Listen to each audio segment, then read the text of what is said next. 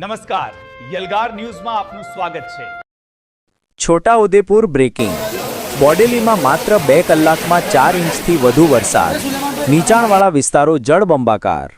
બોડેલીમાં 2 કલાકમાં 4 ઇંચથી વધુ વરસાદ નોંધાતા જનજીવન પ્રભાવિત।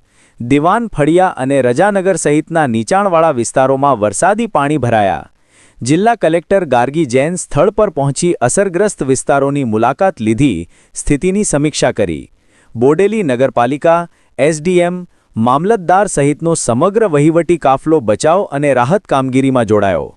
નીચાણવાળા વિસ્તારોમાં રહેતા લોકોને સુરક્ષિત સ્થળે ખસેડવાની કામગીરી યુદ્ધના ધોરણે શરૂ કરવામાં આવી। વહીવટી તંત્રએ આજે રાત્રે નીચાણવાળા વિસ્તારોમાં રહેતા લોકોને ખાસ સાવચેત રહેવા અપીલ કરી। તંત્રએ તમામ નાગરિકોને સત્તાવાર સૂચનાઓનું પાલન કરવા અને જરૂર વગર ઘરની બહાર ન નીકળવા અનુરોધ કર્યો।